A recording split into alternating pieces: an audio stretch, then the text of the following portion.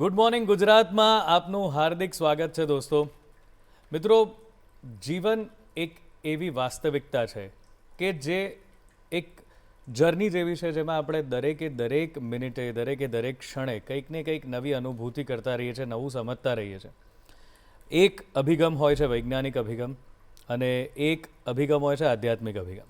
આ બંનેનો સમન્વય જ્યારે થતો હોય છે ત્યારે બહુ રસપ્રદ તારણો આપણને મળતા હોય છે. આ બધી વાતો કરવા કરતાં આપને એક અમુક પંક્તિઓ જે મુકેશજીના અવાજમાં ગવાયેલી એ સંભળાવું તો ખબર પડે કે આ જે પોએટ્રી કે કવિતા કહેવાય એની અંદર પણ કેટલી સરસ રીતે આ બંને વસ્તુને વણી લેવાય છે. सूरज को धरती तरसे, धरती को चंद्रमा, धरती को चंद्रमा, पानी में सीप जैसे, प्यासी हर आत्मा, प्यासी हर आत्मा. ओ मितवारे पानी में सीप जैसे, प्यासी हर आत्मा, बूंद છુપી કિસ બાદલ में કોઈ જાને ના. કેવી સરસ મજાની વાત છે. વાત કેટલી વૈજ્ઞાનિક છે કે સૂરજ કો ધરતી તરસે, ધરતી કો ચંદ્રમા. બધે એની પાછળ ફરે છે, એની આસપાસ ફરે છે. અને પાણી મેં સીપ જૈસે પ્યાસી હર આત્મા, એટલે કે સુખની શોધમાં બધા છે આજુબાજુમાં જ, પણ એની અંદર રહીને પણ આપણે તરસ્યા હોઈએ છીએ. તો આ કેટલી સરસ તત્વચિંતનની વાત છે જે આમાં વણી લેવામાં આવી છે. અને મૂળ વાત તો એ છે કે કેવી રીતે આપણે પરમ તત્વ સુધી પહોંચી શકીએ, કર્મના ફળ શું છે, એની ગતિ કેવી છે, ક્યારે મળે છે આપણને ફળની આશા રાખવી કે ન રાખવી, કેવી રીતે કર્મ કરવા, આ બધી જ મૂંઝવણો ઘણીવાર આપણને થયા જ કરતી હોય છે. પણ વાત એ છે કે આજની જે જનરેશન છે જે એઆઈ સાથે મોટી થઈ રહી છે એને એક વૈજ્ઞાનિક અભિગમ પણ જોઈએ છે આ બધી વાતને સમજવા માટેનો. એને એવું નથી જોઈતું કે કોઈ બેસીને પ્રવચન કરે લાંબા અને એને કોઈ એક આધ્યાત્મિક પુસ્તકનું કે ધાર્મિક પુસ્તકની વાત કરી અને સમજાવે. એને તો એવું જોઈએ છે કે મને જે સામે છે એના ઉદાહરણો દ્વારા સમજાવો તો હું તમારી વાત માનું. વાત સાચી છે, પણ એવા કેટલાક લોકો છે કે જે આ વાતને સમજી ચૂક્યા છે અને જે આપણી સંસ્કૃતિને, આપણા ધર્મને, ભારતીયતાને, ભારતીય સંસ્કારોને એ વૈજ્ઞાનિક અભિગમથી સરસ રીતે આમ જેમ શીરો ગળે ઉતરી જાય એવી રીતે ગળે ઉતારી દેતા હોય છે અને લોકોના જીવન બદલાઈ જતા હોય છે. તો એવા જ એક તત્વચિંતક, એવા જ એક લેખક કે જેમના પુસ્તકો બહુ મહાનુભાવો ઘણા બધા અને રાજકીય મોટા મોટા નેતાઓ દ્વારા પ્રકાશિત થઈ ચૂક્યા છે, અલગ અલગ ભાષાઓમાં પ્રકાશિત થયા છે. એવા વ્યક્તિ કે જેમણે તત્વચિંતનો પર હજારોથી વધારે પ્રવચન કરી ચૂક્યા છે, અલગ અલગ જગ્યાએ અલગ અલગ ઇન્સ્ટિટ્યૂટ્સમાં જઈ અને આ પ્રવચનો આપે છે, ઘણાની જિંદગી બદલી છે. અને સાથે સાથે એવી પણ વાત છે કે પોતે વિજ્ઞાન ભણ્યા છે, બીએસસી કર્યું છે ફિઝિક્સ સાથે, પછી પાછા સરકારી અધિકારી પણ છે અને તત્વચિંતક. આ બધા કોમ્બિનેશન બહુ ગજબના છે, એટલે એમને મળવાની આતુરતા હવે રોકી રખાય એવી છે નહીં. તો ચાલો આપણે સ્વાગત કરીએ આપણા સ્ટુડિયોમાં ચૈતન્યભાઈ સંઘાણીનું. નમસ્તે સાહેબ. બહુ જ આનંદ થયો. મેં તો આપનો જ્યારે પરિચય આપ્યો, વાંચ્યું આપના વિશે, ત્યારે મને તો એમ થયું કે ભાઈ આ બધી બહુ અલગ અલગ દિશાઓ છે અને એ બધી જ દિશાઓમાંથી થઈ અને વ્યક્તિ અત્યારે એક જગ્યાએ પહોંચ્યા છે. તો મને તો આ બધા જોડકણા જોડાયા કેવી રીતે? બીએસસી ફિઝિક્સ, સરકારી આપ નાયબ મામલતદાર છો, આણંદમાં ફરજ બજાવી રહ્યા છો, સરકારી અધિકારી. અને માફ કરજો પણ મેં તો એવું જોયું છે કે સરકારી ફરજ એટલી અઘરી હોય છે કે માણસ બહુ મિકેનિકલ થઈ જતો હોય છે. રોજ આને મળવું ને સચિવાલય જવું ને આ કરવું ને તે કરવું ને બધી ફરજો એટલી બધી બજાવવાની થતી હોય છે કે તમે સરવાળે આવા તત્વચિંતન જેવા વિષય કે જેના માટે પોતાની જાત સાથે, પુસ્તકો સાથે, પરમ તત્વ સાથે સમય ગાળવો પડે એવો મળતો નથી. તો આ તમારી જર્ની વિશે જરા કહો કે અહીં સુધી કેવી રીતે પહોંચ્યા સાહેબ? આપનો ખૂબ ખૂબ આભાર મને આપે અહીંયા તક આપી. શૌનકભાઈ, આપે જે શરૂઆતમાં વાત કરી એમાં જ એનો જવાબ નિહિત છે. મૂળભૂત રીતે આપણે બધા જ અનંતકાળથી સુખની શોધમાં છીએ.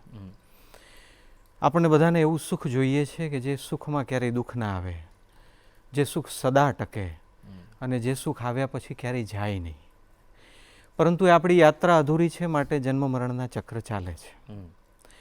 માટે વ્યક્તિ જ્યારે એકદમ વિવેકથી સ્વાર્થી થઈ જાય છે સ્વાર્થી પણ એકદમ વિવેકથી અને સુખને બરાબર કેન્દ્રમાં રાખીને એની યાત્રા કરે છે, ત્યારે હેડિંગ વગર કે હેડિંગ સાથે અધ્યાત્મ એનું પાલવ પકડી જ લે છે.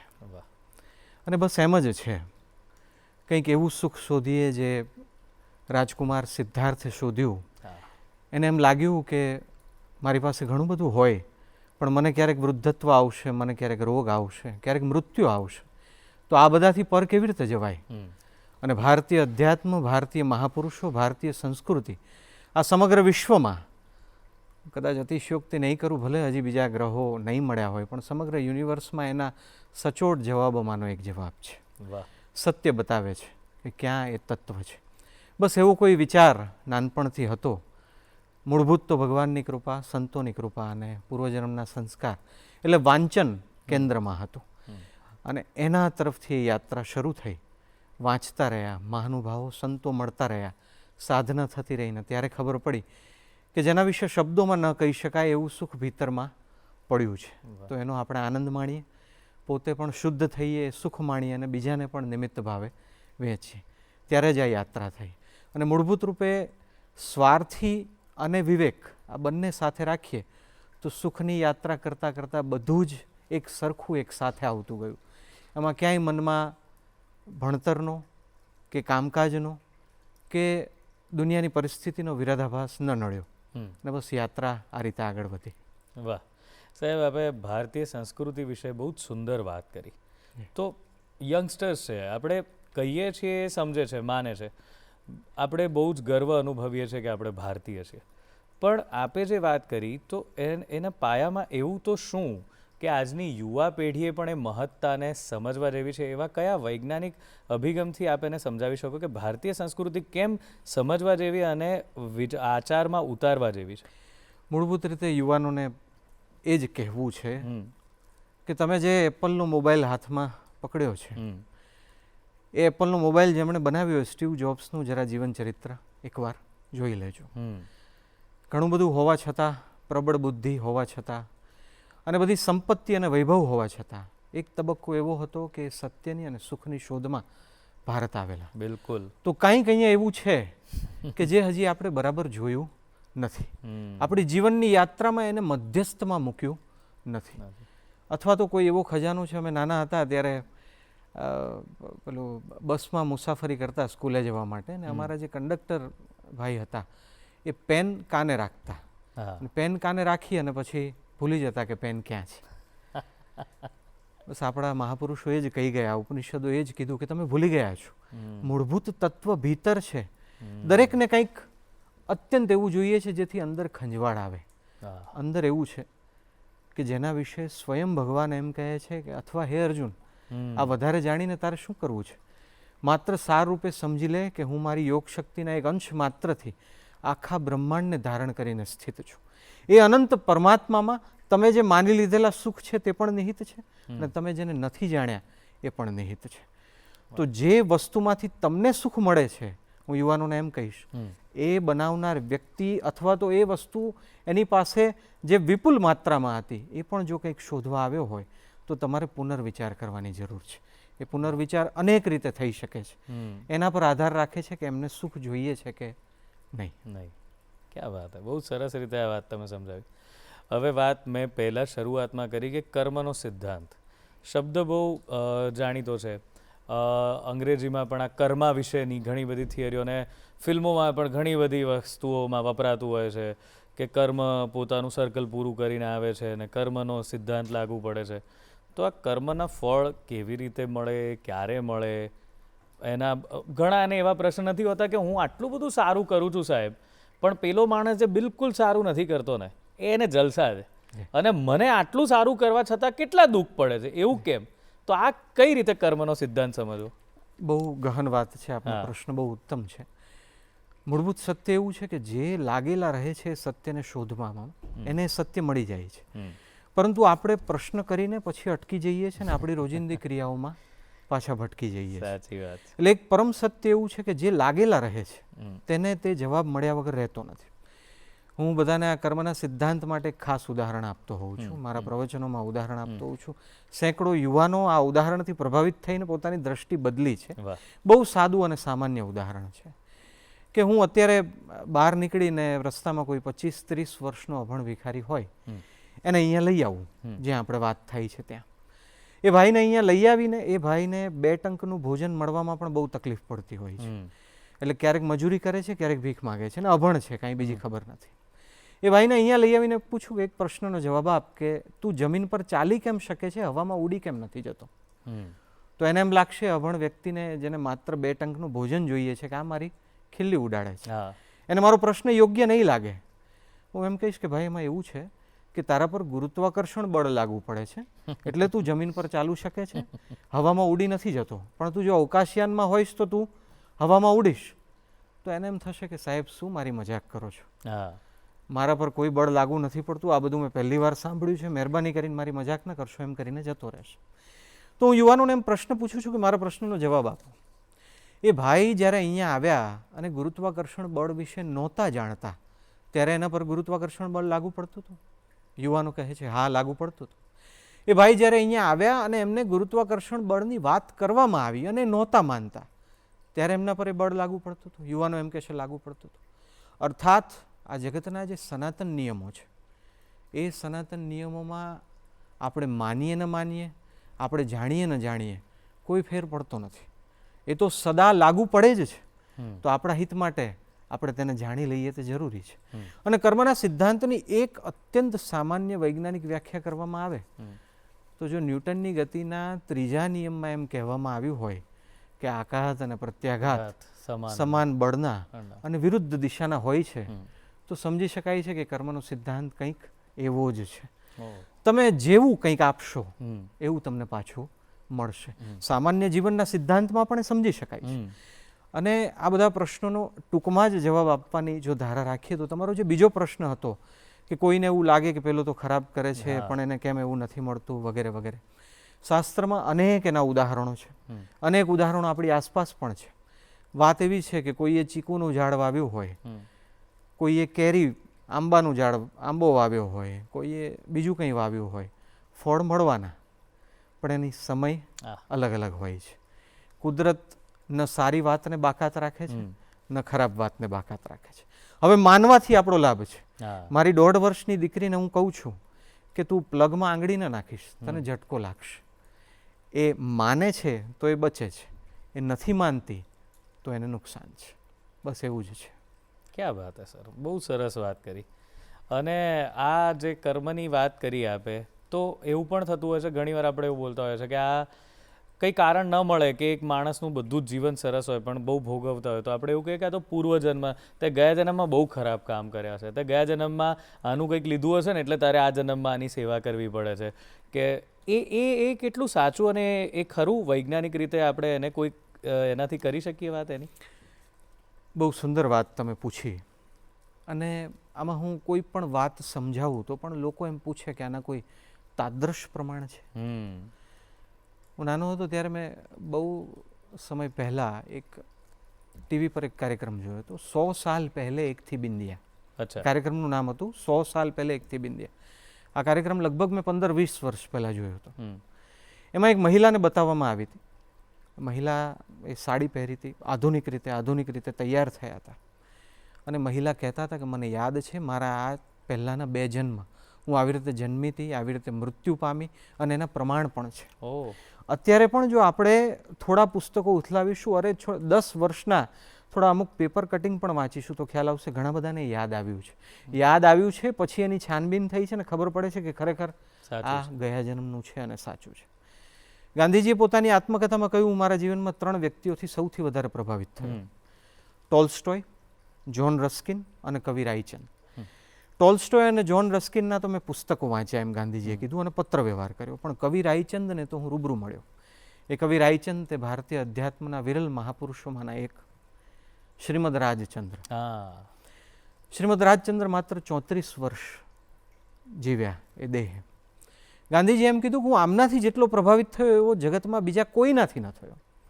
એ શ્રીમદ રાજચંદ્ર માત્ર જ્યારે 7 વર્ષના હતા ત્યારે એમના નજીકના એક વ્યક્તિનું દેહાંત થયું.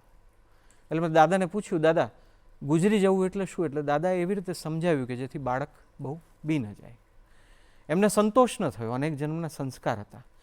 એટલે એ મૃતદેહને જ્યાં લઈ જતા હતા એની પાછળ પાછળ કહ્યા વગર ચાલવા માંડ્યા. દૂર ઝાડ પર ચડીને એમણે જોયું એ 7 વર્ષનું બાળક કે આ મૃતદેહને તો સળગાવી દે છે. એટલે 7 વર્ષના બાળકને પ્રશ્ન થયો, અરે ઓહો, આટલા સારા માણસને સળગાવી દીધા. બાળકને તો એવો જ પ્રશ્ન થાય, એને હજી ખબર નથી. અને ત્યાં એમના આંતરિક પટલો ખુલી ગયા. 1 નહીં, 2 નહીં, 100 નહીં, 200 નહીં, 900 પૂર્વભાવોનું જ્ઞાન થયું. ગાંધીજી જ્યારે એમને પ્રથમવાર મળ્યા, બંને વચ્ચે 1 જ વર્ષનો ફેર હતો. જ્યારે મળ્યા ત્યારે ગાંધીજી 23 વર્ષના અને 24 વર્ષના હતા. ગાંધીજીએ તાદ્રશ જોયું, પોતાના વર્ણનોમાં એનો સ્વયં ઉલ્લેખ કર્યો કે આ વ્યક્તિએ જે ભાષાઓ નહોતી જાણી, ક્યારેય નહોતી ભણી, એ ભાષાઓ એને એમને આવડતી. એનું કારણ હતું અનેક જન્મ એમણે જોયા, જ્ઞાન મળ્યું.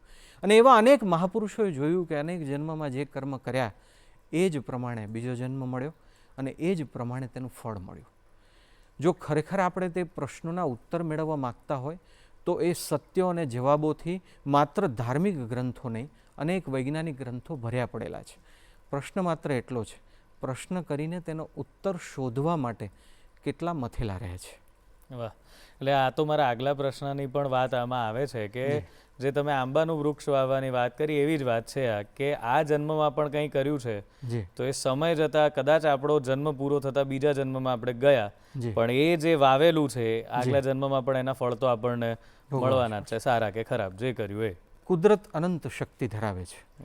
ભગવાન શ્રી કૃષ્ણએ ભગવદ્ ગીતામાં કહ્યું છે, કર્મણ્ય વાધિકારસ્તે મા ફલેષુ કદાચન.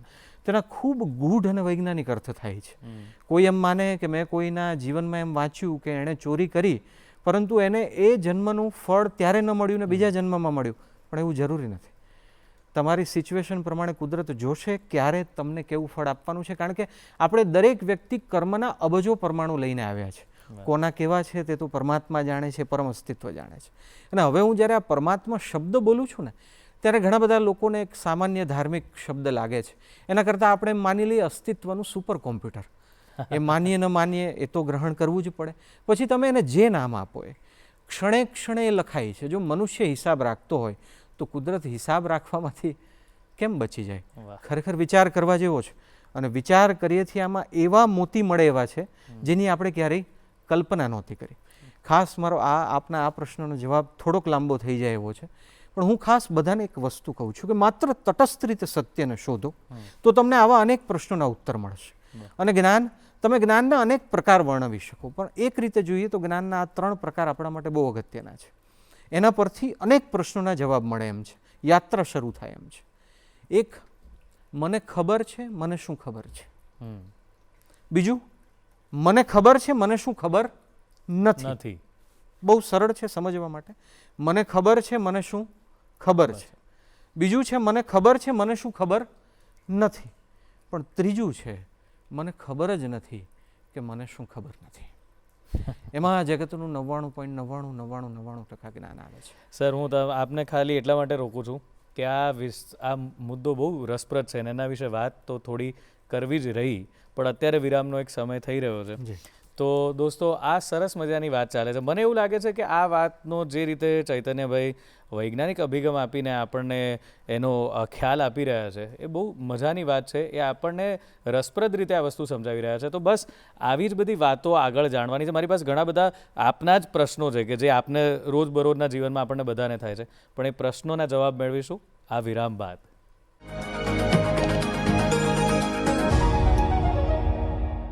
વિરામ બાદ સ્વાગત છે ગુડ મોર્નિંગ ગુજરાતમાં.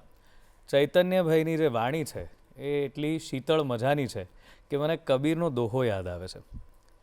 એસી બાની બોલીએ મન કા આપા ખોય औरन को शीतल करे आप हु शीतल होय कबीरा आप हु शीतल હોય.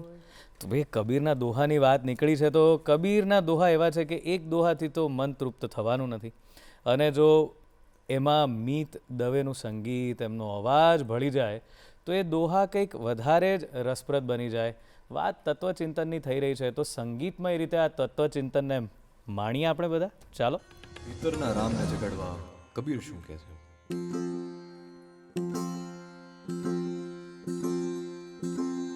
ગગનમાં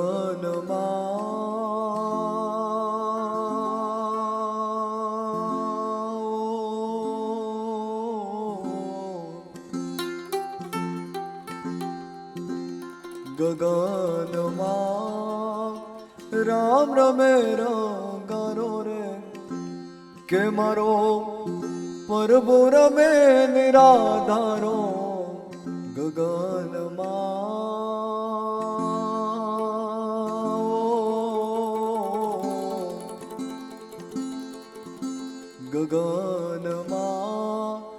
રામ રમે રંગારો રે.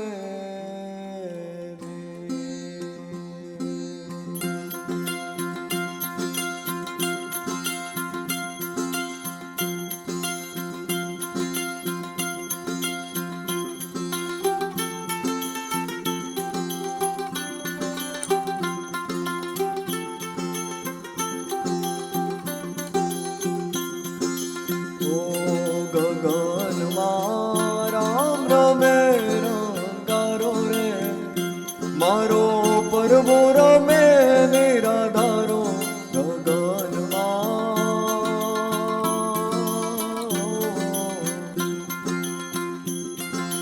ગગનમાં રામ રમે રંગારો રે.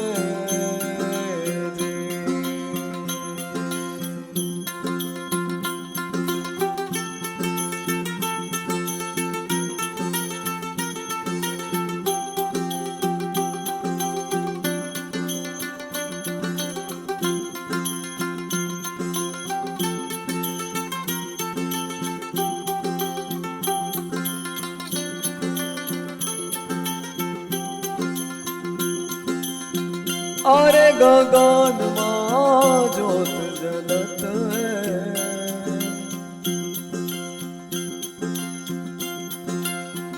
अरे गगन माँ ज्योत जलत है.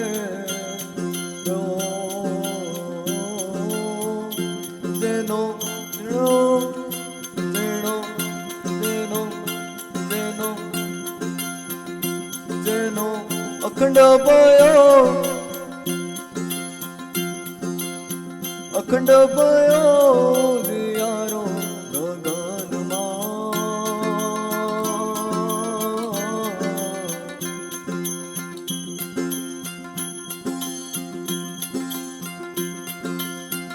અરે ગગનમાં જ્યોત જલત રે, જેનો અખંડ ભયો અખંડ ભયો દિયારો.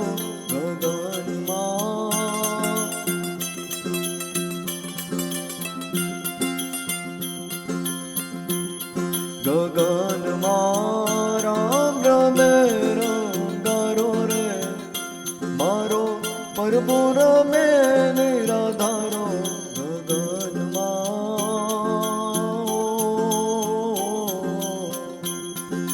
ગગનમાં રામ રમે રંગારો રે.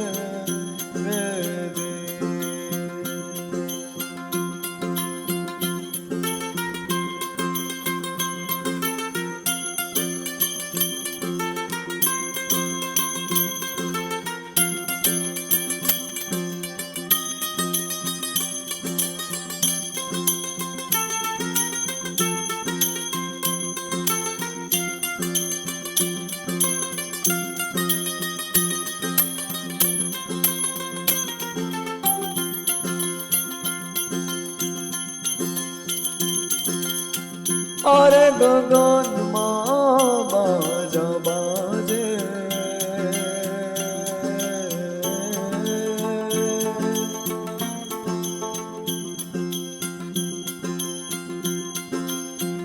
અરે ગગનમાં બાજા બાજે.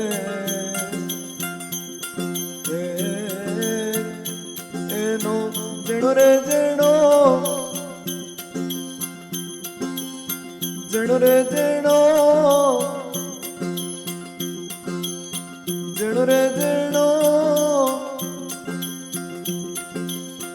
જેણો રે જેણો જીયારો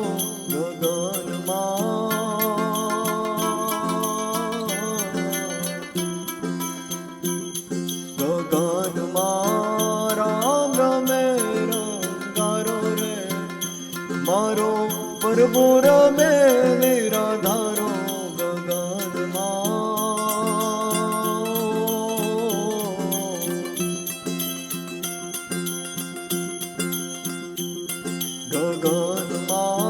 રામ રમે રંગારો રે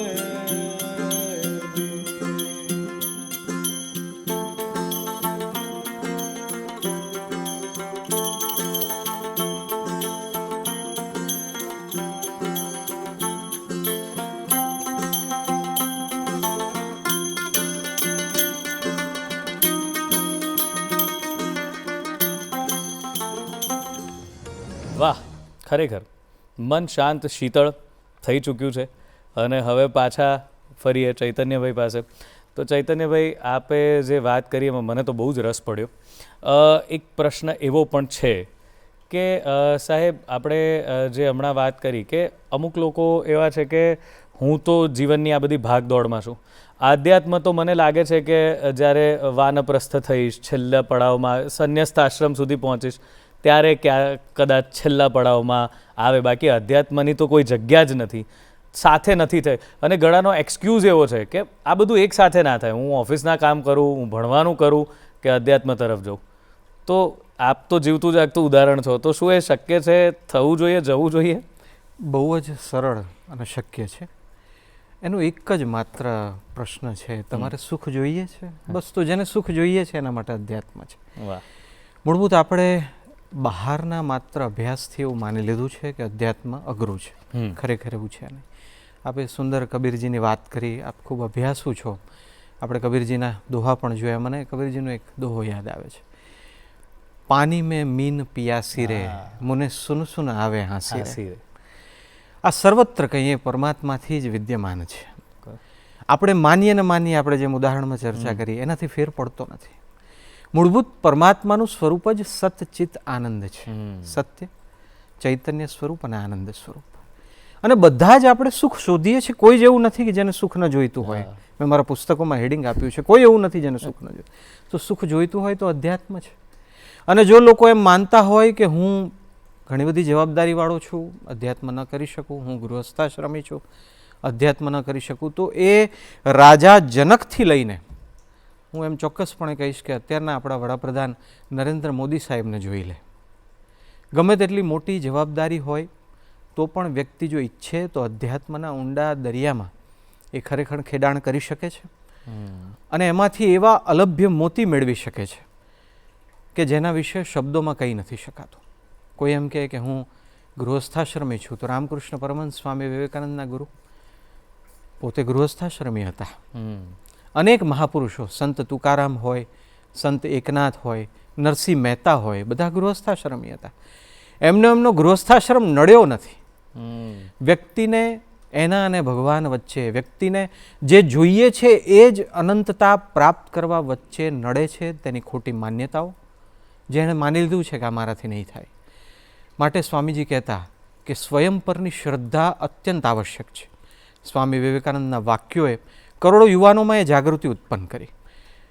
સુભાષચંદ્ર બોઝથી લઈને આપણા વડાપ્રધાન નરેન્દ્ર મોદી સાહેબ સુધી બધા જ સ્વામીજીના એ વાક્યોથી જાગૃત થયા. જો તમારે કંઈક અસાધારણ મેળવવું છે તો એ અનંત શક્તિશાળી પરમેશ્વર અંદર રહ્યો છે. અનેક લોકો જો ભૂતકાળમાં ગૃહસ્થાશ્રમી થઈને અથવા તો આપણા કરતાં પણ વધારે મુશ્કેલ પરિસ્થિતિમાં અથવા તો આપણા કરતાં પણ વધુ જવાબદારીઓમાં એ માર્ગે આગળ વધી શક્યા, તો હું પણ વધી શકું છું. એમાં કોઈ આશ્ચર્યને સ્થાન નથી. માત્ર એક નાની વાત એટલી છે, આપણે પ્રયત્ન નથી કર્યો. એક ડગલું તો ભરીએ, ભગવાન બીજા 100 ડગલા ભરશે. પણ હા, એ ત્યારે જ ખબર પડશે કે જ્યારે આપણે એક ડગલું ભરીશું. ક્યાં વાત છે સર. અને તમે બહુ સરસ ઉદાહરણ આપ્યું કે જનક રાજાને તો વિદેહી કહેવાતા હતા, દેહનું પણ એમને તો પેલી કોઈ જ માયા ન હતી, તે છતાં રાજ પણ સંભાળ્યું, સફળતાપૂર્વક સંસારમાં પણ રહ્યા. તો એવી રીતે બંને વસ્તુ શક્ય છે જ દરેક માટે. બસ તમે કીધું એમ એક ડગલું ભરવું પડે. પણ તમે પુસ્તકોની વાત કરી, જી. હવે મારે તમારી પુસ્તકો પર આવવું છે. તમે 4 પુસ્તકો લખ્યા છે જી, અને બહુ જ મહાનુભાવો, બધા મોટા મોટા લોકોએ એને અનાવૃત કર્યા છે. જી. અલગ ભાષાઓમાં લખાયા છે, અલગ અલગ દરેકનું અનુવાદ. તો એ પુસ્તકો લખવાની પ્રેરણા, કે પુસ્તકોમાં જો આપણે ગર્ભિત શું શું છે, આમ ટૂંકાણમાં કહેવું હોય તો કઈ રીતે શું શું તમને અલગ અલગ છે દરેક પુસ્તકમાં? મારા પુસ્તકો મૂળભૂત રીતે મેં આપેલા પ્રવચનોનું સંકલન છે. જી. અને 4 પુસ્તકો થયા છે, એના 4 હિન્દી થયા છે, અંગ્રેજી પણ થયા છે, અને હજી ઘણા બધા પુસ્તકોની યાત્રા શરૂ છે. મૂળભૂત રીતે પુસ્તકો લખવાની ભાવના જાગી કે પુસ્તકો લખ્યા એનું મૂળ કારણ કે મને જે કંઈ પણ ઉત્તમ મળ્યું તેના કેન્દ્રમાં પુસ્તકો છે. નાનપણથી સારા શિક્ષકો અને સારા અમુક વાતાવરણને કારણે પુસ્તકો વાંચવાની શરૂઆત થઈ. 9મા ધોરણમાં એક સંતનું જીવન ચરિત્ર વાંચ્યું, 1 બેઠકે લગભગ વાંચ્યું હશે, અથવા તો 2 બેઠકે. પછી મારા ઘરનું વાતાવરણ એવું કે ધાર્મિક પુસ્તક છુપાઈને વાંચવું પડે. અચ્છા. એટલે કોઈ ન જુએ એમ વાંચ્યું, કે જેથી એમને એમ ના લાગે એક છોકરો બાવો બની જશે. અને પછી જે જીવનમાં પરિવર્તન શરૂ થયું, સેંકડો પુસ્તકો વાંચ્યા, ભગવાનની કૃપા. મારી પોતાની લાઇબ્રેરીમાં ઓછામાં ઓછા મારા વસાવેલા 7,000 પુસ્તકો હશે, અને મેં મોટાભાગના વિદ્યાર્થી કાળમાં વસાવેલા. અને મને ખ્યાલ આવ્યો કે આ પુસ્તકો પરમાત્માનું સ્વરૂપ છે, વ્યક્તિનું પરિવર્તન કરનારી શક્તિ છે. વ્યક્તિને એ સ્વયં પરમાત્મા સ્વરૂપ બનાવી શકે છે. આ તો માત્ર અધ્યાત્મની વાત થઈ, પણ કોઈ પણ ક્ષેત્રમાં પુસ્તક વ્યક્તિને અસાધારણ બનાવી શકે છે. એટલે પ્રભુની કૃપાથી પુસ્તક પરમ સાથી બન્યા. અને એના પરથી એક ટેવનો વિકાસ થયો. હું 11મા ધોરણમાં હતો ત્યારથી લગભગ ઈસવીસન 2001થી મેં નક્કી કર્યું, અત્યારે પણ તમે મારી સાથે થેલો જોશો, મારા થેલામાં પુસ્તકો પડ્યા જ હોય. જે પણ વ્યક્તિ મળે હું પ્રયત્ન કરું કે એને પુસ્તક આપું, કારણ કે મને કંઈક એમાંથી અગાધ અને અસાધારણ મળ્યું તો એને પણ મળે. બહુ સરળ સહજ માધ્યમ છે. પુસ્તક વાંચતા વાંચતા વ્યક્તિને એમ લાગે છે કે આ તો હું પણ કરી શકું છું. ગાંધીજીનું એ વાક્ય યાદ આવે કે જો એક કરી શકે તો બીજા પણ કરી શકે. અને પુસ્તકોના આવા અસાધારણ ફાયદા જોયા, અમૃત મળ્યું પુસ્તકોમાંથી, પછી રસ પડ્યો કે હું પણ મને જે મળ્યું એને સરળતાથી એવી રીતે રજૂ કરું કે જેથી વ્યક્તિને એમ લાગે આ તો હું પણ કરી શકું છું. અરે આ તો મારા હાથની વાત છે. એટલે સરળ ભાષામાં એવી વાતો કરવાનો પ્રયત્ન કર્યો છે જે લોકોના રોજબરોજના પ્રશ્નો છે, થોડા પરમાત્મા વિશેના પ્રશ્નો છે જેના ઉત્તરો ક્યારેય મળતા નથી, લોકોને એવું લાગે છે, પણ એને એવી રીતે મૂકવાનો પ્રયત્ન કર્યો છે કે જેથી વાંચનારને એમ થાય કે ઓહ, આઈ કેન ડુ ઇટ, હું કરી શકું છું. અને ખરેખર એવા અનુભવો થયા છે કે પુસ્તક વાંચીને લોકો એવા પ્રતિભાવો આપ્યા કે ના, અમારી આધ્યાત્મિક યાત્રા શરૂ થઈ. એટલે ફરીથી એકદમ ટૂંકમાં કહું તો સરળ ભાષામાં અધ્યાત્મની, અનુભવની, મહાપુરુષોની અને ભારતીય સંસ્કૃતિની એવી વાતો કે જેથી વ્યક્તિ એની યાત્રા શરૂ કરી શકે. અને મૂળભૂત તો પુસ્તકનું વાંચન અને મહાપુરુષોની પ્રેરણા આ જ આ યાત્રા માટે જવાબદાર રહી છે. અને બહુ સદભાગ્યશાળી રહ્યો છું કે મારા પુસ્તકોનું વિમોચન ભૂતકાળમાં સ્વર્ગસ્થ મુખ્યમંત્રી વિજયભાઈ રૂપાણી સાહેબથી લઈ બાબા રામદેવ, મહંત સ્વામી મહારાજ, મોરારી બાપુ, હર્ષ સંઘવી સાહેબ જેવા મહાનુભાવોએ કર્યું. અને એ જે એનું મૂળ ઉદ્દેશ્ય છે, મારો એ જ આશય હોય છે, હું બધાને પુસ્તક આપું. હું બધાને એમને જ પુસ્તક આપું, તમે વાંચો. કોઈ એમ કહે કે આ પુસ્તકના બદલામાં અમારે તમને શું આપવાનું, આનું શું મૂલ્ય? હું એમ જ કહું છું કે તમે વાંચો. અને પુસ્તકની અંદર પણ એવું લખ્યું છે કે એનું દ્રવ્ય મૂલ્ય એટલે કે 50 રૂપિયા કે 70 રૂપિયા જે હોય, પણ એનું ભાવ મૂલ્ય અમૂલ્ય. તમે વાંચો, એ જ એનું મૂલ્ય. વાહ, ક્યાં વાત છે સર. હવે પાછા મારા એક પ્રશ્ન તરફ આવે, ઘણા બધાને થતો હોય છે અત્યારે, ડિપ્રેશન, હારી જવું, ક્વિટ કરવું, પાછા જતા રહેવું, અને એમાં ઘણા લોકો એવી રીતે કહે છે કે આટલું બધું મારા પર વીતી રહ્યું છે, જો ઈશ્વર છે, એને સૌની ચિંતા છે, એ બધું જ જોઈ રહ્યો છે, તો કેમ આમાં મને કંઈ મદદ નથી મળતી, મારે શું કરવું? તો જે નાસીપાસ થવાવાળી જે માનસિકતા વધતી જાય છે, એટલે તમે અત્યારે બધા હાર્ટ એટેક ને બધાના જે ઉદાહરણો જોઈએ છે, કદાચ એનું જ કારણ હશે. તો એવે સમયે આપના જે આ વિચારો છે એ કેવી રીતે કામ આવી શકે? સૌથી પહેલાં તો વ્યક્તિએ વિચારવા જેવું છે કે આ દુઃખ જે મને પડ્યું તે માત્ર મને પડ્યું એવું નથી. જે મહાપુરુષોને તમે જુઓ છો, આદર્શ માનો છો, પછી એ કોઈ પણ ક્ષેત્રમાં મહાપુરુષો હોય, એ લોકોને તમે વાંચશો તો ખ્યાલ આવશે આપણા કરતાં વધુ દુઃખ પડ્યા છે. એટલે વ્યક્તિનું દુઃખ ત્યારે જ વધુ ભારરૂપ વધારે લાગતું હોય છે જ્યારે પોતાની આજુબાજુની પરિસ્થિતિથી સરખાવીને એમ માનવા માંડે છે કે વધુ દુઃખ તો મને જ પડ્યા છે. એટલે સૌથી પહેલાં એ વાતને ભૂલી જઈએ, એવું નથી. હું મારા પ્રવચનોમાં ખાસ કહેતો હોઉં છું કે અધ્યાત્મની એ વાતનું આપણે ખોટું અર્થઘટન કરીએ છીએ કે કોઈની સાથે સરખામણી ન કરવી. ના, સરખામણી કરવી. ખરેખર પાક્કી સરખામણી કરીશું તો ખબર પડશે કે પ્રભુએ કેટલું આપ્યું છે અને કેટલા બધા એવા છે કે જેની પાસે આપણી પાસે છે એવું કેટલી વસ્તુઓ છે ને એના માટે એમનું આખું જીવન વીતી જાય છે પણ છતાં એ મળતું નથી. એટલે આ માન્યતા મૂળ બદલવાની જરૂર છે ને વ્યક્તિ જ્યારે અયોગ્ય દિશામાં વિચાર કરીને અયોગ્ય વાતો વિચારીને એમ હારી થાકી જાય છે ને એમ કહે છે કે મને એમ લાગે છે કે ભગવાન નથી જોતા, એના માટે એક નાનકડો પ્રસંગ છે. એક મિત્ર ઘણા સમય પછી એના વાણંદ મિત્રને મળવા માટે ગયો અને વાળ કપાવવા માટે ગયો. બંને મિત્રોએ, જે મિત્ર વાળ કપાવવા માટે ગયા અને જેને ત્યાં વાળ કપાવવા માટે ગયા, બંને ખૂબ વિચારશીલ અને પુસ્તક વાંચન પ્રેમી વ્યક્તિઓ હતા. ઘણા વખતે મળ્યા, વાત નીકળી. એટલે જે ભાઈ વાળ કાપતા હતા, વાણંદ મિત્ર હતા, કંઈક વાત આગળ વધી એટલે એમણે એમ કીધું કે મને એમ લાગે છે કે આ જગતમાં ભગવાન જ નથી. ટૂંકમાં પ્રસંગ કહું છું કે પેલા મિત્રે એમ કીધું કે અરે દોસ્ત, તું આટલું બધું વાંચે છે, આટલું બધું ઊંડો ઉતર્યો છે ને તું એમ કહે છે કે આ જગતમાં ભગવાન નથી, એવું તને કેમ લાગે છે?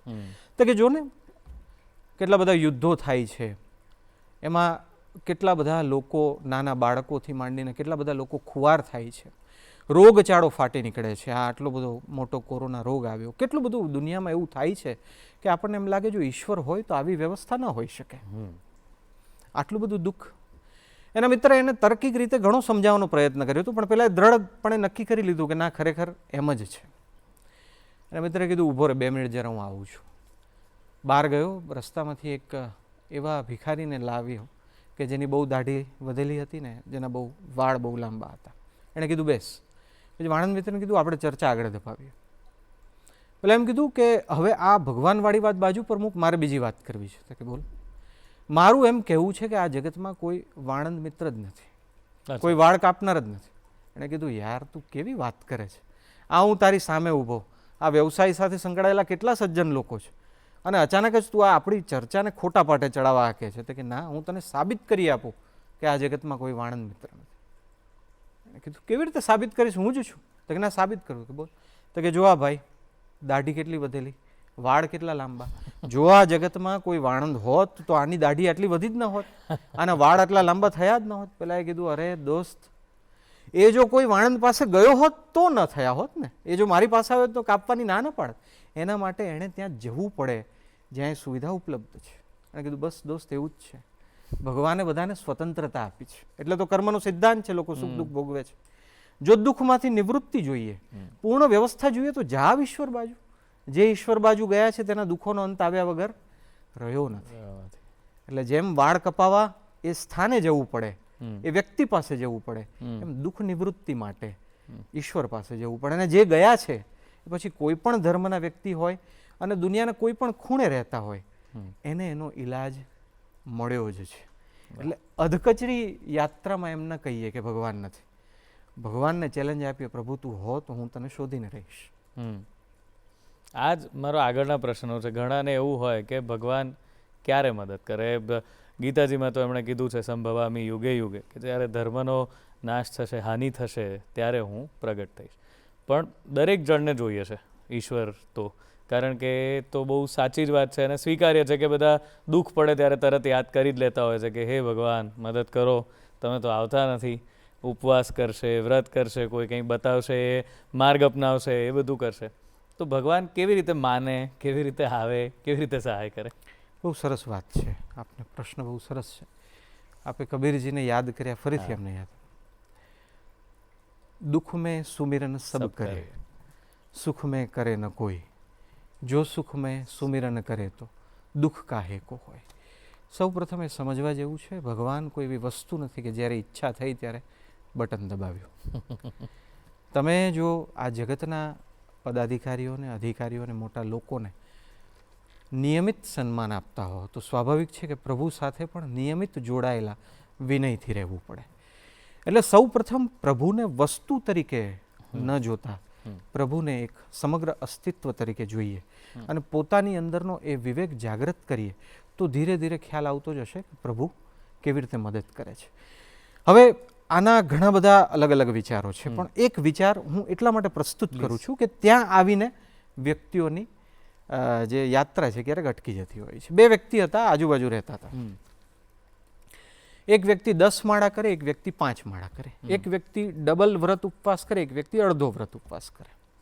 બંને સામાન્ય કુટુંબના હતા, બંને ગૃહસ્થાશ્રમી હતા.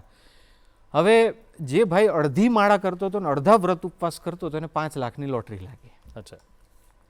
એટલે એણે તો ભગવાનનો બહુ આભાર માન્યો કે ભગવાન મારે તો જરૂર હતી, હું તો પ્રાર્થના કરતો હતો, તમે પ્રભુ સરસ કરી દીધું. પછી પેલો બાજુવાળો હતો એણે ભગવાનને ફરિયાદ કરી, પ્રભુ એ 5 માળા કરે, હું 10 માળા કરું, એક ઉપવાસ કરે તો હું 2 કરું, એ 2 કરે તો હું 4 કરું. પ્રભુ તમે એના પર રીઝ્યા, મારા પર ના રીઝ્યા, આવું કેમ? એટલે ભગવાનને દિલથી એણે ગાળો આપી. ભગવાનની દિલથી સ્તુતિ તો આપણે નથી કરતા, પણ એને દિલથી ભગવાનને જેમ તેમ કહ્યું. અને વાત સમજવા માટેની કાલ્પનિક વાત છે, પણ જેણે પણ કહ્યું છે મહાપુરુષે બહુ સમજાવવા માટે કહ્યું છે કે એણે બહુ ભગવાનને જેવું તેવું કહ્યું એટલે ભગવાન પ્રગટ થયા. તો એણે તો ભગવાનને જેમ તેમ કહેવાનું શરૂ જ રાખ્યું. પ્રભુ તમે મારી સાથે, ભગવાન પ્રગટ થાય તો વ્યક્તિ તો આપણી વૃત્તિ કેવી હોય છે. ભગવાન તમે મને મદદ ના કરી, સૌથી પહેલાં મને પ્રશ્નનો જવાબ આપો. એટલે ભગવાન કહે દોસ્ત તું મારી વાત સાંભળતો ખરા? તો કે આ બોલો બોલો. પ્રભુ તમે મારી મદદ ના કરી, મને સાંભળતો ખરા? એણે એમ કીધું કે અલ્યા ભાઈ મેં એને 5 લાખની લોટરી લગાડી, તું પહેલાં લોટરીની ટિકિટ તો લે તો તને લગાડું ને.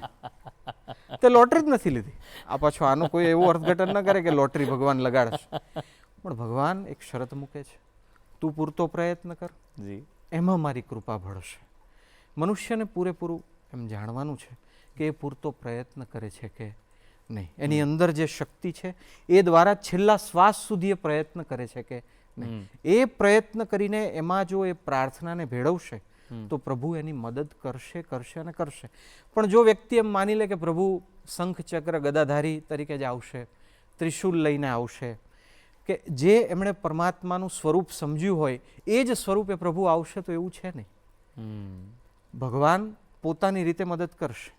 મદદ ઓળખવી પડશે, ધીરજ રાખવી પડશે અને સતત લાગેલા રહેવું પડશે. તો અનેક વાતો છે આમાં, પણ એક વાત એવી કરી શકાય, પ્રાર્થના સાથે પુરુષાર્થ જેનો હોય છે પ્રભુ એની મદદ યોગ્ય સમયે કરતા જ હોય છે, એમાં કોઈ શંકાને સ્થાન નથી. ક્યાં વાત. અને મને એક વાત હંમેશા થાય છે કે હવેની જે જનરેશન છે એ લોકો જેને આપણે એથિસ્ટ કહીએ, કે જે લોકો કાંઈ કશાયમાં માનવા તૈયાર નથી, એમને એમ થાય છે કે માનવું ઈશ્વરમાં એ તો નબળાઈ છે. આ બધી વસ્તુઓ તો નબળાઈ સૂચવે છે કે હું કોઈનામાં માનું, હું મારી જાતમાં માનું, કે હું મારી સાથે જે ઉપકરણો છે, મારી સામે જે વાતાવરણ છે એમાં માનું અને એ જ રીતે કામ કરું. તો શું એ ખોટું છે, સાચું છે? એ અપ્રોચને કેવી રીતે સાચી દિશામાં લઈ જઈ શકાય? કારણ કે ફોન અત્યારે બધાના હાથમાં આવી ગયા છે અને દર 30 સેકન્ડે માણસ કંઈક અલગ જોઈને અલગ વિચારવા માંડે છે. તો એવા સમયે આ વાત કેવી રીતે કરી શકીએ આપણે? ભગવાને બધાને સ્વતંત્ર એપ્રોચ કરવાની છૂટ આપી છે, પરંતુ એના નિયમો પણ છે કે જે જેવો જેટલો એપ્રોચ કરશે એ પ્રમાણે એને ફળ મળશે. બિલકુલ. મારે આંબાનું ઝાડ વાવવું હોય તો મારે ખેડૂતને પૂછવું પડે કે આના નિયમો શું છે. પછી મને એમ થાય કે ચલો આજે ઝાડ વાવ્યું, મેં 20 દિવસ પાણી આપ્યું, હવે હું 20 દિવસ નહીં આપું અને પછી 21મા દિવસે 20 દિવસનું એક સાથે આપીશ. તો એ કુદરતના નિયમો સાથે તમે તમારા દ્રષ્ટિકોણ પ્રમાણે ખિલવાડ કરી શકતા નથી. એટલે એક યુવાનોએ ખાસ સમજવાની જરૂર છે કે ભાઈ મોબાઈલ ખોલવા માટે જે પદ્ધતિની જરૂર હોય એ જ પદ્ધતિ અપનાવવી પડે. પછી તમને એમ થાય કે ના મારે મોબાઈલ તો ફેંકીને ખોલવો છે, તો એ નહીં. તમને મન ફાવે એમ તમે વર્તી શકો, પણ પછી એવા પરિણામ માટે પણ તૈયાર રહેવું જોઈએ. તમારે ઉત્તમ પરિણામ જોતું હોય તો એનો શું નિયમ છે, અસ્તિત્વમાં એ કઈ રીતે અસ્તિત્વ ધરાવે છે તે જાણવું જરૂરી છે. અને બીજું યુવાનોને ખાસ આમ સ્ટેટસ, એવું નથી કે યુવાનો સાવ અવળા માર્ગે છે, પરંતુ મારી જે પહેલાંની વાત છે કે યાત્રા અધૂરી રાખે છે. પ્રશ્નો કરે છે પણ અટકી જાય છે, લાગેલા નથી રહેતા. મહાપુરુષોનું એક સૂત્ર છે, લાગેલા રહો. યુવાનોને આકર્ષાય તેવું એક એવી અસાધારણ સત્ય ઘટના કહું. બધા યુવાનોને હોય કે હું બહુ મોટા પદ પર પહોંચું, મારી પાસે બહુ પૈસો હોય, સત્તા પણ હોય, મારી પ્રસિદ્ધિ પણ હોય. ખોટું નથી, સાચા અને સારા રસ્તે આમ કરવામાં ખોટું નથી. પણ એવા જ એક વ્યક્તિની વાત, ઈસવીસન 1920, એટલે આજથી લગભગ 105 વર્ષ પહેલાં, બહુ ટૂંકમાં કહીશ, એક અંગ્રેજ મહિલા જેને પોતાની અંગ્રેજી સંસ્કૃતિનું બહુ અભિમાન હતું. એ અંગ્રેજ મહિલા ભારતમાં મુસાફરી કરતા હતા. એણે જોયું કે ટ્રેનના એક ડબ્બામાં એક અત્યંત તેજસ્વી અંગ્રેજ યુવાન ભગવા વસ્ત્રો ધારણ કરીને નીચે બેઠો છે. એનાથી રહેવાયું નહીં, કારણ કે એને તો ઇંગ્લેન્ડની સંસ્કૃતિનું બહુ અભિમાન હતું. અરે આ ભારત દેશમાં આ મારા દેશનો આટલો તેજસ્વી યુવાન ભગવા વસ્ત્રો ધારણ કરીને નીચે બેઠો છે. એની સાથે બહુ રકઝક કરી કે તું તો ભણ્યો જ નહીં હો, તારામાં દેશભક્તિ જ નહીં હોય. રકઝક કરીને તો ખબર પડી, એ યુવાને બહુ વિનમ્રતાથી કીધું, મેડમ હું કેમ્બ્રિજ યુનિવર્સિટીમાં ભણ્યો છું. આજથી 105 વર્ષ પહેલાં 1920ની આસપાસની વાત છે. તું કેમ્બ્રિજ યુનિવર્સિટીમાં ભણ્યો તો તારામાં દેશભક્તિ નહીં હોય. મેડમ હું આપણા દેશ ઇંગ્લેન્ડ વતી પ્રથમ વિશ્વયુદ્ધમાં ફાઇટર પાયલટ તરીકે લડ્યો છું. એ મહિલાના આશ્ચર્યના આઘાતનો પાર ન રહ્યો. કેમ્બ્રિજ યુનિવર્સિટીમાં ભણ્યો, ફાઇટર પાયલટ તરીકે લડ્યો. યુવાનો અત્યારે પણ જો આ હોય તો કેટલી મોટી વાત કહેવાય. મહિલાથી રહેવાયું નહીં. પૂછ્યું કે તો તને ભારતમાં એવું તો શું મળી ગયું કે તું આ ભગવા વસ્ત્રો ધારણ કરીને અહીંયા નીચે બેઠો છો?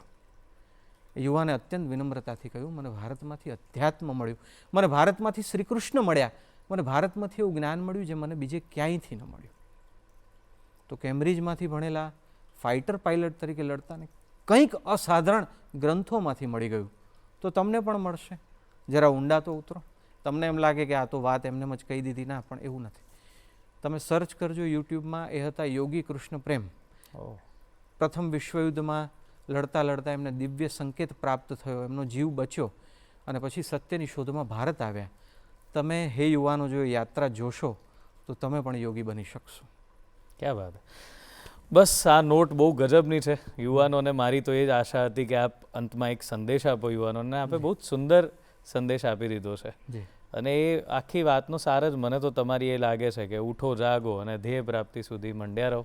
એ ધ્યેય એ જ છે કે મારા સવાલનો જવાબ મને મળવો જોઈએ. એટલે હવે અમે બધા પણ અત્યારે જેટલા જોઈ રહ્યા છીએ એક વાત તો કરી જ શકીએ આપણે કે વાંચન વધારીએ અને સવાલો પૂછવાની સાથે એના જવાબ મેળવવા માટેની પૂરેપૂરી તૈયારી રાખી અને જવાબ મેળવ્યો. પણ ચૈતન્યભાઈ બહુ આનંદ આવ્યો આપની સાથે આજે આ બધી વાતો કરીને. ક્યાંય ભારે ન લાગી વાત, બહુ સરસ રીતે હળવેકથી ગળે ઉતરી ગઈ અને બહુ જ સુંદર ઉદાહરણો સાથે આપે આ વાત આપી. હું આપનો ફરીથી આભાર માનીશ અને ખાસ વિનમ્રતાપૂર્વક કહીશ કે મેં જે કંઈ પણ વાતો કરી તે હજારો વર્ષોથી આપણા શાસ્ત્રોમાં નિહિત છે અને એના પર કોઈનો ઇજારો નથી. જે પ્રયત્ન કરે છે તે પામે છે. બસ જેમ આપે કહ્યું કે સાર એ છે કે એને પ્રયત્ન કરવાનો છે. બધા હેડિંગથી પર રહીને. અમારા પરમ કૃપાળુ ગુરુદેવ શ્રીમદ રાજચંદ્ર કહેતા, જાતિ વેશનો ભેદ નહીં, કહ્યો માર્ગ જો હોય, સાધે તે મુક્તિ લહે, એમાં ભેદ ન કોઈ. તમે કોઈ પણ હો, જે પ્રયત્ન કરશે એને એ પરમ તત્વ મળશે. તો હરિ અનંત હરિકથા અનંતા છે, એમાંથી આપણે થોડીક વાતો કરી છે. જી, ખૂબ ખૂબ ધન્યવાદ આપ આવ્યા એના માટે. અને મિત્રો આ તો વાત થઈ ચૈતન્યભાઈ સાથે અને બહુ જ સુંદર એમણે વાત કરી કે જો ધારો કે કોઈ એક માર્ગ, કોઈ એક ફિલોસોફી, કોઈ એક તત્વચિંતન એવું હોય, પછી એ વાતોના સ્વરૂપે, પ્રવચન સ્વરૂપે હોય, સંગીત સ્વરૂપે હોય, તો પણ એ મોટા મોટા પ્રશ્નોનું નિરાકરણ લાવી શકે છે. પછી એ પ્રશ્ન જગતની શાંતિનો હોઈ શકે, આતંકવાદનો હોઈ શકે. એવા મોટા મોટા પ્રશ્નોના ઉકેલ પણ એ તત્વચિંતનમાં રહેલા છે. જો કોઈ એને પામી જાય તો એ સદમાર્ગે વળી જાય છે. એવી જ એક પ્રસ્તુતિની સાથે આજના કાર્યક્રમને આપણે અહીં વિરામ આપીશું. છારા કમ્યુનિટીનું એક સુંદર બેન્ડ છે સ્ક્રેપ બેન્ડ, અને સ્ક્રેપ બેન્ડ દ્વારા એક બહુ જ મસ્ત પ્રસ્તુતિ થવાની છે કે જેમાં આતંકવાદને કેવી રીતે રોકવો અને એ બી એક સંગીતના સ્વરૂપમાં એ વાતને રજૂ કરવા જઈ રહ્યા છે. તો બસ આવતા એપિસોડમાં ફરી મળીશું આવી જ સરસ મજાની, આવી જ સુંદર જીવન ઉપયોગી વાતોને લઈને. ત્યાં સુધી રજા આપો. ધન્યવાદ.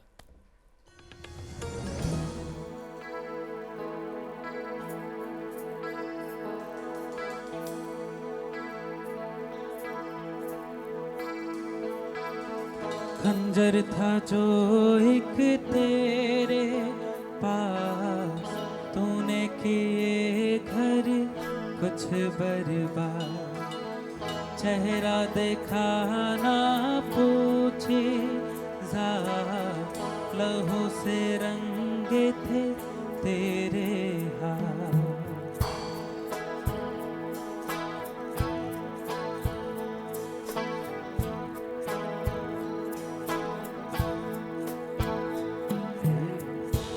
खंजर था जो एक तेरे पास, तूने किए घर कुछ बर्बाद। चेहरा देखा ना पूछी जात, लहू से रंग थे तेरे हाथ। सोच कभी तू क्या कर गया, जिहादों के रेशों में खो गया। सोच कभी तू क्या कर गया, जिहादों के रेशों में खो गया। फेंक दे, फेंक दे,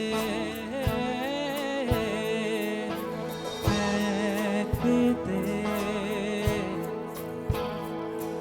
ये खंजर ओ मेरे यारा, ये खंजर ओ मेरे यारा, ये खंजर ओ मेरे यारा।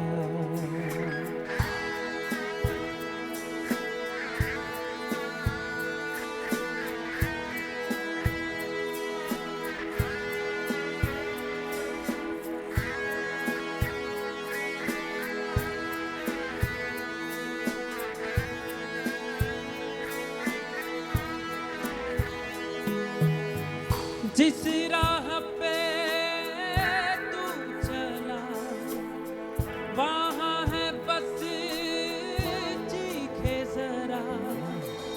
जिस राह पे तू चला, वहाँ है बस चीखे जरा। बंदूकों के साए जिया तुम मर मर के,